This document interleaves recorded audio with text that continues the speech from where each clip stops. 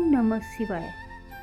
आज की कहानी में हम जानेंगे अष्ट चिरंजीवी के बारे में।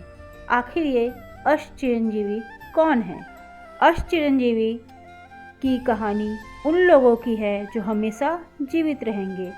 कोई वरदान तो कोई श्राप के कारण कभी मरेगा नहीं। ग्रंथों में ऐसे 8 पात्र हैं जो अमर हैं। अष्ट चिरंजीवी यानी 8 पात्र जो हमेशा जीवित रहेंगे और उन्हें कभी बुढ़ापा का सामना नहीं करने पड़ेगा। तो आइए जानते हैं। इनमें पहला नाम है अश्वत्थामा का। महाभारत के अनुसार गुरु द्रोणाचार्य के पुत्र का नाम अश्वत्थामा था। द्वापर युग में हुए युद्ध में अश्वत्थामा ने कौरवों की तरफ से युद्ध किया था। उस समय अश्वत्थामा ने ब्रह्मास्त्र छोड़ दिया था।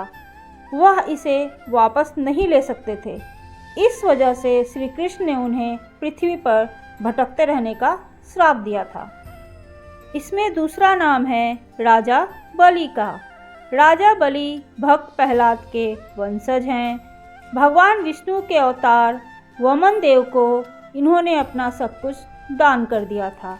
इनकी दानशीलता से प्रसन्न होकर भगवान विष्णु इनके द्वारपाल बन गए थे। तीसरा नाम है ऋषि वेदव्यास का।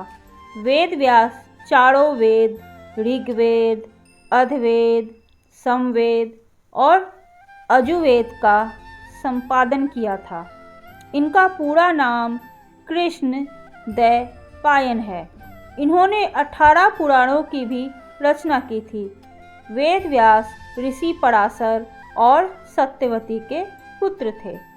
चौथा नाम है अंजनी पुत्र हनुमान का। त्रेता युग में अंजनी और केसरी के पुत्र के रूप में हनुमान जी का जन्म हुआ था। हनुमान जी माता सीता की खोज में लंका तक पहुंच गए थे। देवी सीता को श्री राम का संदेश दिया था। इससे प्रसन्न होकर सीता ने उन्हें अजर अमर रहने का वरदान दिया था। पांचवा नाम है महाराज विभीषण का। रावण के छोटे भाई विभीषण को भी चिरंजीवी माना गया है। विभीषण ने धर्म और अधर्म के युद्ध में धर्म का साथ दिया। विभीषण ने रावण को बहुत समझाया था कि वह श्री राम से बैर ना करें, लेकिन रावण नहीं माना। रावण के वध के बाद श्री राम ने विभीषण को लंका सौंप दी थी। छठा नाम है गुरु कृपाचार्य का। महाभारत में कौरव और पांडव के गुरु कृपाचार्य बताए हैं। वे परम तपस्वी ऋषि थे। अपने तप के बल पे इन्हें भी चिरंजीवी माना गया है। सातवां नाम है गुरु परशुराम का। भगवान विष्णु के 10 अवतारों में छठा अवतार परशुराम का है। परशुराम के पिता ऋषि जमदग्नि और माता रेणुका थी। उनका प्रारंभिक नाम राम था। राम के तप से प्रसन्न होकर शिवजी ने उन्हें फरसा भेंट किया था। इसके बाद राम से ही वह परशुराम कहलाए। परशुराम का उल्लेख रामायण और महाभारत दोनों ग्रंथों में मिलता है।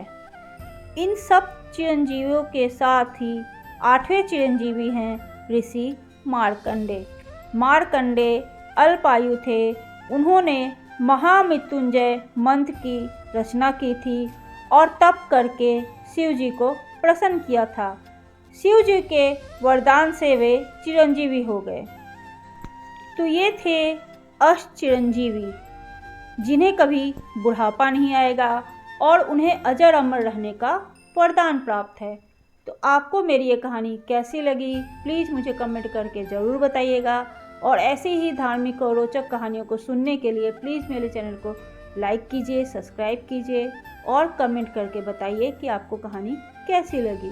ओम नमः शिवाय।